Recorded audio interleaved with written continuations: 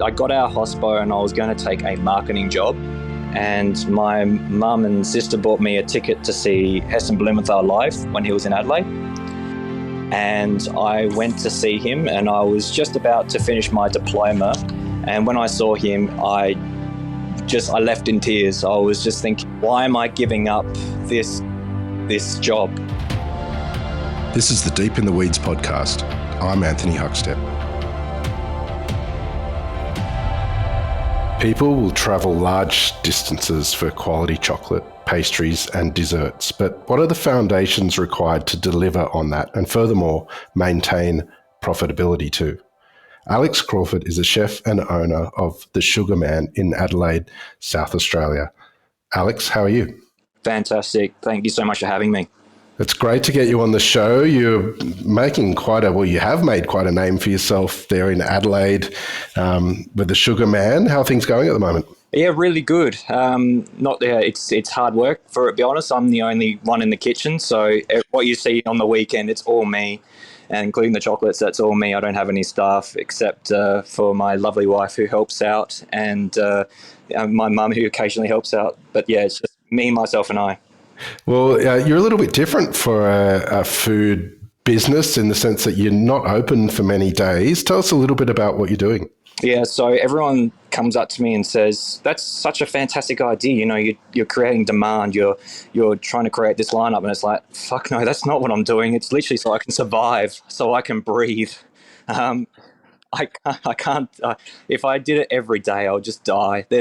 So we change the menu up every weekend because, I create a rod for my own back and I love BDSM for myself. So I have to do this, and we change up pretty much based off of what we can get in terms of market produce, that kind of whole shebang. So at the moment, like last weekend, we had you raid the berry farm. Pick some fresh raspberries, and I just said, bugger it, we're going to do a raspberry tart. And so that was the idea. However, in saying that, we have to practice the recipes and make sure it tastes great. So I'm pretty much working 7 days at the moment. So Mondays and Tuesdays are my test days. And sometimes if it doesn't work out, Wednesday's also another test day. But pretty much it's constantly, it's us just constantly working, and obviously working on our chocolate business at the same time. So yeah, it's a lot of hard work, but I do love it. It's always been a passion of mine. But yeah, I'm just glad that we've got our own bricks and mortar and we can showcase a little bit of South Australia with every bite. Why did you land on this model, like going solo like this and having the small sort of time frame of being open and changing the menu all the time? It's hard to say. Look, I'll be honest, we've changed our times 4-5 times in the first time since we've opened. So it's kind of changed as we've gone along, and it's based off of what I can do for my own time frame. And I want us to produce a product that tastes great, and I didn't want to compromise. I'm a complete perfectionist, and I want to deliver something that tastes great. So I had these time frames so I could deliver that, and also know that we wanted to deliver a pastry that you could say, oh, the almonds come from Taronga in Fleurieu Peninsula, and that's awesome. You can grab raspberries from Uradla. You can get apples from Lenswood.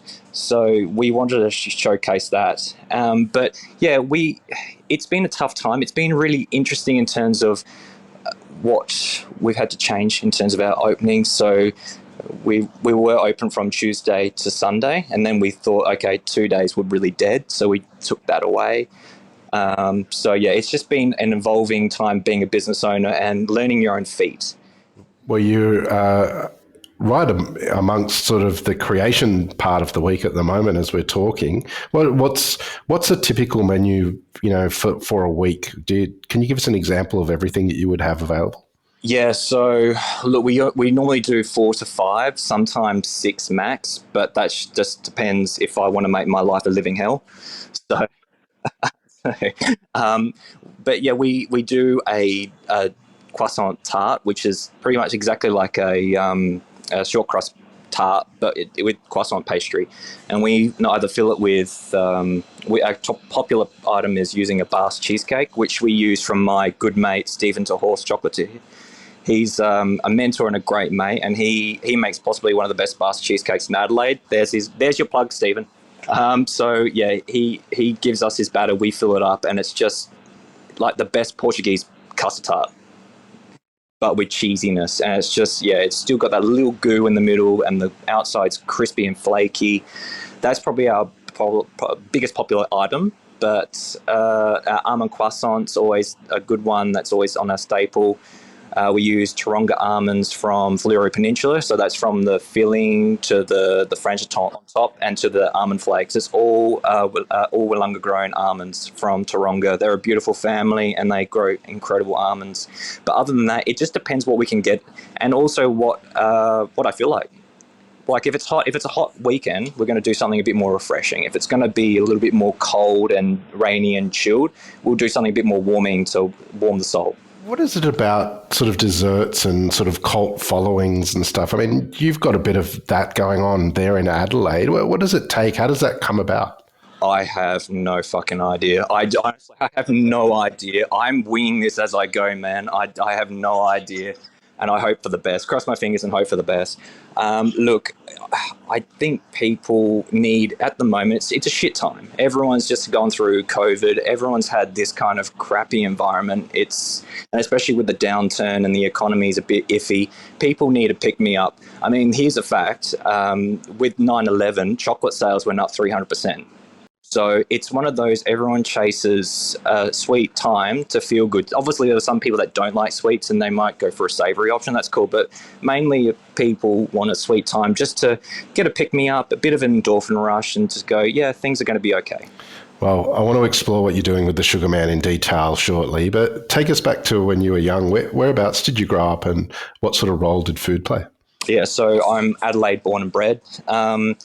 My grandmother and grandfather on my mum's side, they owned their first deli in Marion. So where there's a massive Westfield, there used to be just dirt and vineyards, and they used to own a little deli. So they sold groceries, they sold little like deli items, and then after that they did catering for private jobs, and then after that they owned a fish and chippery. So fish was fresh from Hallett Cove, around that area.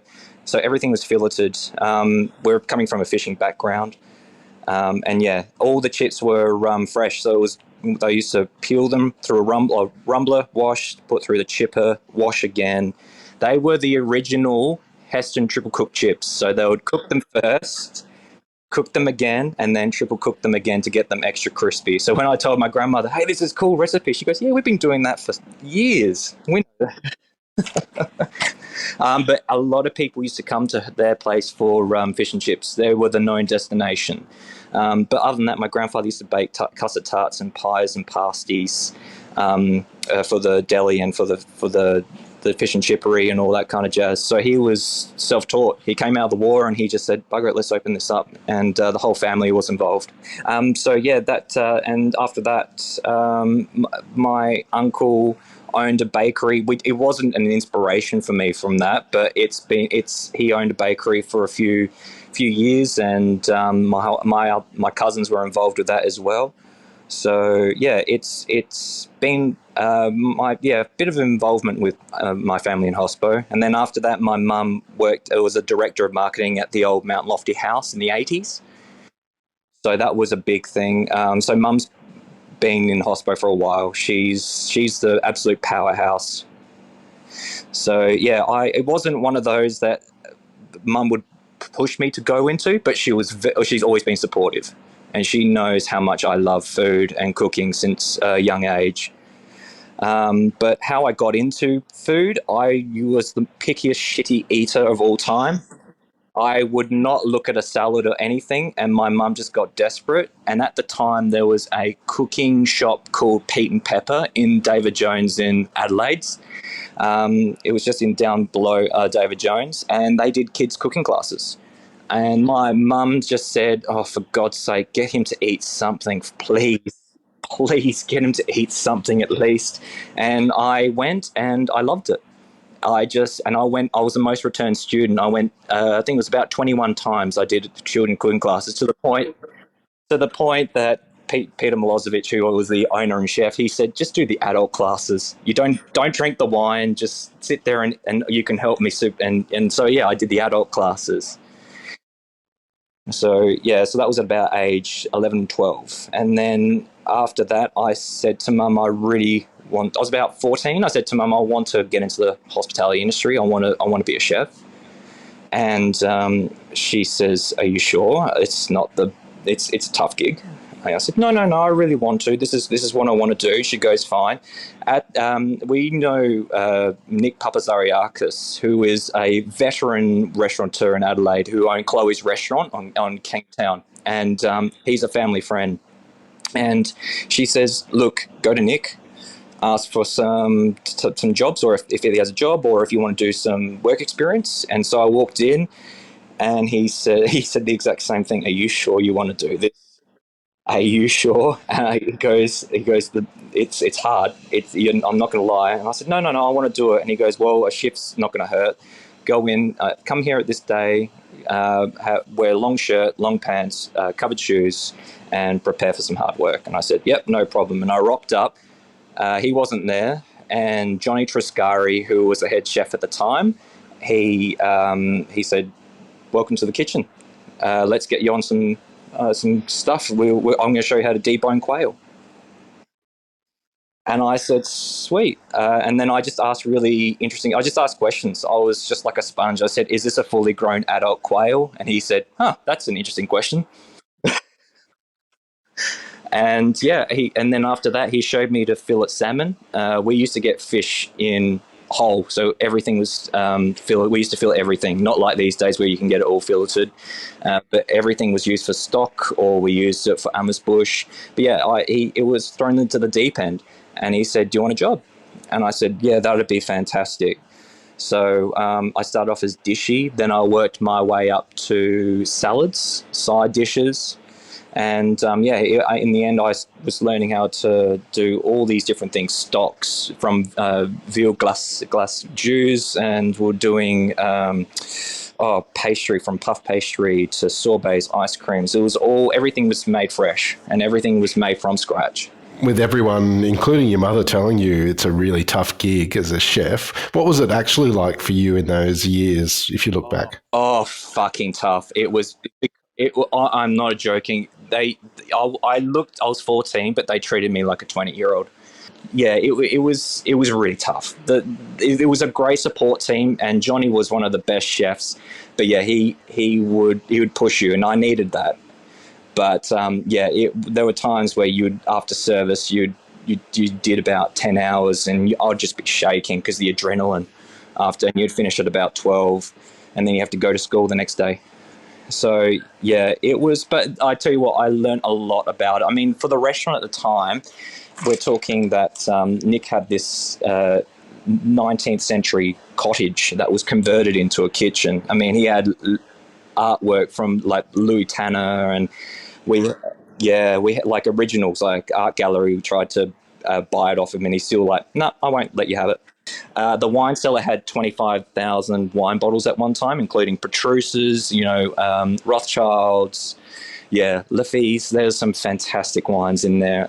So it was the best thing about the restaurant is it was old school, but I learned so much from being in an old school kitchen. It's one of those that all the dockets are written by hand. Everything was made to order. Everything was plated to order. Everything was done. Like, it wasn't pre-made. I think the only thing that was pre-made was obviously confit pork belly or the confit duck leg, but everything from beef fillets to everything, it was all roasted and pan-fried and basted and monteed to order. As you began to build your career, what were the really sort of important venues and people that helped sort of shape that? Definitely Chloe's. That was the biggest one, because you have to put in the effort to get, like, it was one of those. I had to work with a team, and if you let down the team, you let down the whole service. And so that was the best one. But after that, I think the best one was one of the chefs that I worked with was Donna Clayfield. She can do everything. So she was a pastry chef at the time, but she could jump in and do all the entrees and mains and follow the dego. And she can jump in. She's that good. But she took me under her wing, and she was like the mother that I needed for the kitchen. She helped me and supported me, and she got me into pastry. So the best thing that people go, how did you get into pastry? Is I was in the shit with all the chefs at the front doing entrees and mains. It was hot. It was pressure. But then you go to the pastry section. It was like Chopin was playing, the conductor, the Picasso. She was everything, like from the souffles to the fondants were baked to order, but all the mise was in front of her, and it was just baked. And she was cutting cheeses for the cheese plates. So yeah, it was one of those that I like this side better. I get this side much better than I do behind the stove. You spent some time away from South Australia, sort of in commercial kitchens as well. Tell us about the impact that had on you. It was great. I had only worked in a restaurant, so I left Chloe's to concentrate on school. My mum said to me, "I don't care what you do, but you need to finish year 12. You can go into hospitality after you finish year 12." So that was the priority. That was the main priority. I finished year 12, and then I had a bit of a gap year, and I said, okay, well, I want to work in some places that aren't in Adelaide. And so Johnny Triscari worked with a guy called Martin Glutz, who was the head chef at Vanitas at Versace restaurant in Gold Coast. And at the time, I had 2 chef's hats, and that was run. The whole hotel was run under Steve Spazzo. And that was phenomenal. It was one of those that you go from a restaurant to a hotel. It's a different aspect altogether. So yeah, I find that it was not, everyone knew your name at Chloe's, but when you go to a Versace, you're like number 1, number 2, number 3, number 4. Yeah, you're a number, not really a person. But it was still one of the most that I learned a lot from. Like I even when I was at the Versace hotel at Vanitas, they showed me how to do desserts, and I was still, so that's pretty much where I kept leading. I just thought, okay, I have more of a passion for desserts. So we learned how to make mousses, and but everything was done by a ruler. I remember we had to cut beds of rice for a main, and it was all done by a ruler. So it had high Michelin standards. And it was phenomenal. I remember I rocked up for a shift there, and it was only a couple of weeks, but we rocked up, and they had fresh truffles from France, and they were shaving, and they were doing a truffle tasting, and that was just a phenomenal. And they were trying all these different truffles from black to white, and they were trying to choose what they were going to use for the service.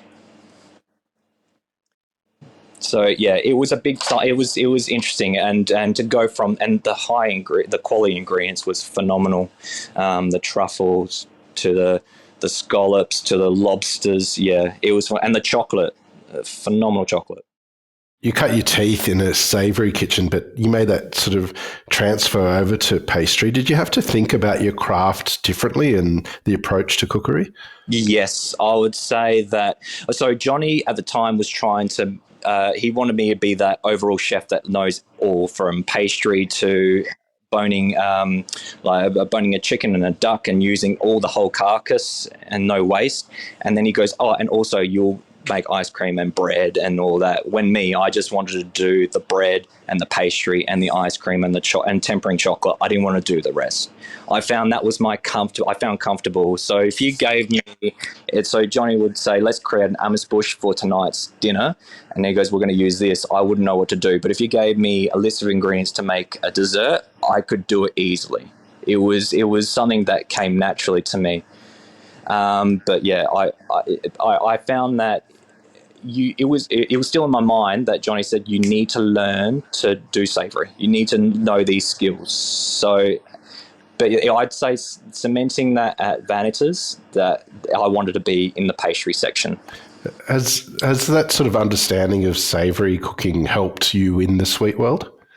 Absolutely, because I think it's one of those, you have to have a palate for all these types of utilizing all these ingredients. So you have to have that palate. So, and also those skill bound. I mean, even if I'm in pastry, we still do a savoury, and we break down most of our. So if we do, we're looking at doing a duck pasty, and so I would still break down whole ducks. to make the sauce with the bones, and exactly how Johnny taught me. So yeah, it was important, and I still think it's important for, in my opinion, it's important for pastry chefs to learn that, because it's not just sweets. Because especially in pastry, you need to know all these kind of stuff. Pastry is such an exacting art form. Do you have any stories of sort of trials and errors and misfortunes as you've sort of created things? Fuck, where do I start? Jesus, there's been so many flops, man. I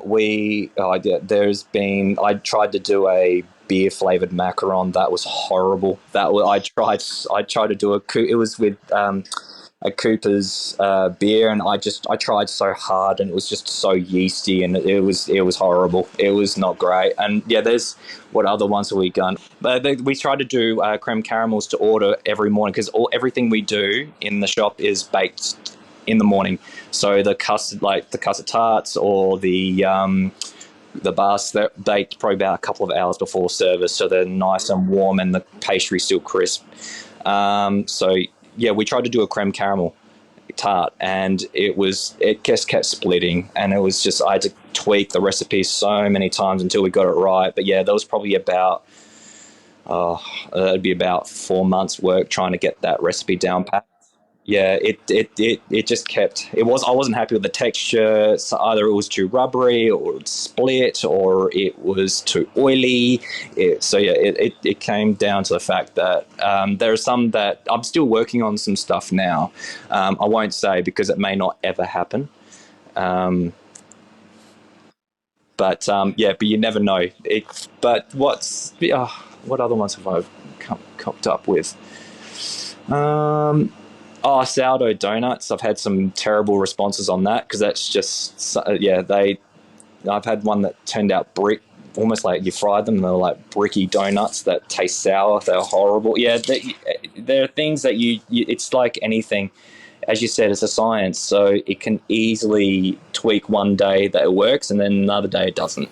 Well, as you were sort of learning your craft and finding your way with your own things, was there a moment of success with a dessert or a pastry, that you really nailed that you can tell us about? I'd say the Bast tart. That was one of those, you go, fuck it, let's just try it. And Stephen's the best. He's just like, sure, it's your ass, it's not mine. So, and he goes, you just got to make it taste good. He goes, I'll just you're representing us both. It's your ass. So I said, all right, fair enough. So when I made it and we did it as a tart, we both tried it. It was one of those that we looked at each other and went, yeah, this is going on the menu. That was probably the best. The texture's just mad. It's just beautiful. It's silky. As I said, it's just great. So it's slightly sweet, salty. It's perfect for anyone that doesn't like too sweet sweets. What else have we done that's been a slam dunk? Probably our sausage rolls. We do a sausage rolls with our croissant dough, which we recently did with Africola. So we did a peri peri chicken sausage roll with our croissant dough, and we served that with Africola's peri peri sauce. It is banging. That was awesome. Even Duncan comes in, he goes, dude, this is pretty sick.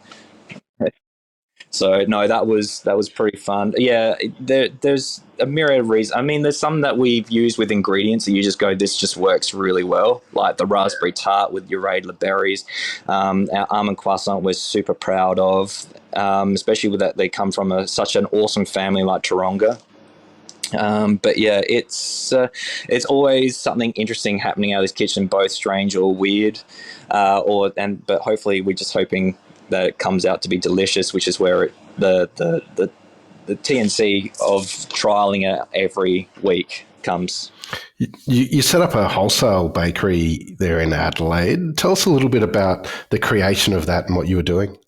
So I'm entirely self-taught. So I've never actually had any formal training. Yes, I've worked in a couple of restaurants and I've done some experience there, but I've never actually had any experience in pastry, except for just learning on the job. The hardest the hardest part about doing pastry, especially in the wholesale industry, is when you're selling to cafe owners. They want something to last 5 weeks. They like you sell like I remember selling macarons to a cafe owner, and they only last maybe 5 days, and he had them in the fridge for about 3 weeks. So that was where I got to the point. I went, nah, fuck this. This is my reputation on hand. I can't do this anymore. And I just burned out. I was just working so many hours, and it was all me. So I'd get up at about 2 a.m. I didn't have a retard approver, so I was proving in my oven and then spritzing and turning it on to heat up to about 26, 27 degrees, turning it off, and then heating it up again and then spritzing it for humidity. So it was tough, but yeah, it was a learning experience. I'd say it was the best learning experience because I knew where I went wrong, and I knew what to do next if I ever. But at the time, I didn't want to go back into it. I really burned out, and I was just tired. It's honestly, it's like I didn't have a reputation at all, so a lot of it I had to just cave into a lot of cafe owners. So it was one of those. You just learn to deal with it and try and make as much money to cover rent and electricity and to at least put some food on the table. So yeah. The burnout took its toll on you, and you ended up closing that business. But how did you manage that burnout and get on top of it? I didn't. I honestly didn't. It took me ages. I'd say at my partner, who's now my wife, she really just said to me, "You need to calm down. We need to do something, like either travel." Or, you need to get your head out of the game for a bit. And so we made a decision to go see her family in Italy. And I went to Italy, and I was just, submerged into the culture. We were there for about a month and a bit. And, it was stunning. We went to the gelato museum. We did a gelato course, making it all from scratch in Bologna. That was phenomenal. So, I learned a lot there. We went to a couple of places in Rome and Florence about chocolate, and I just fell in love with chocolate. That was the one thing I just saw. We were in a Roman supermarket, and there was this like little, we have like a case of just American candy and chocolate. It was so small, and I was surprised that all this American confectionery in a in Rome, where it's all near this tourism and hotels, that it was so small, and it was all local chocolate bars. So it was the best Italian way of saying, go fuck yourself. You either eat our chocolate or nothing. And I love that. It was so great. And it was really cool. Some really interesting flavors. So, I mean, most of it was Piemonte hazelnuts. So we only use our hazelnuts, and that's what you get. And some pistachios from Sicily, Bronte Sicilian pistachios. So, it was really cool. And I just came back and I said, why isn't anyone doing this with local Australian produce?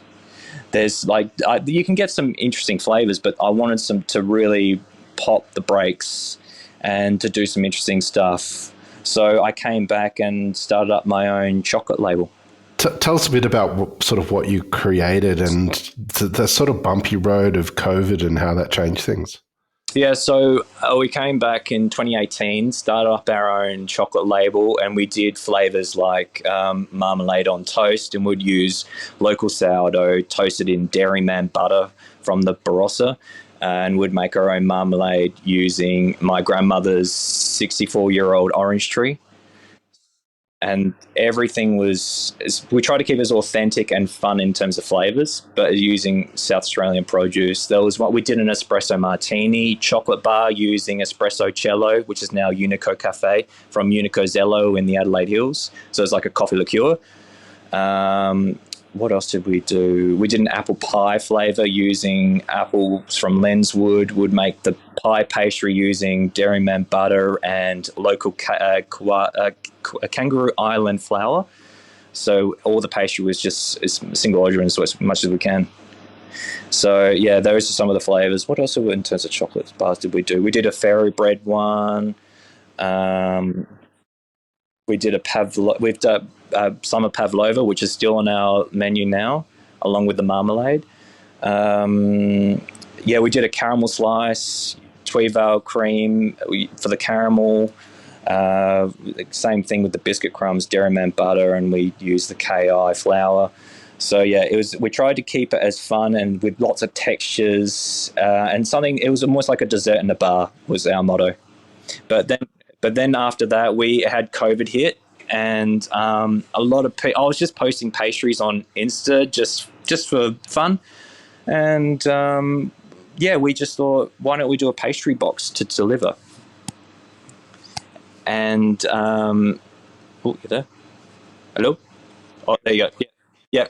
So yeah, we did a pastry box with all these pastries in there. So it was what you see is what you get. So it could be almond or a lemon meringue croissant, and we did our own Sugarman Eats as a delivery point. So yeah, that was an interesting time. And then we just saw there's some prosperity here for the business to grow, and we were trying to find a site. And yeah, then we found Hutt Street for about 2 years later. And yeah, it would be the end of 2021, and we found it, signed the lease, and now we have a little permanent hole in the wall.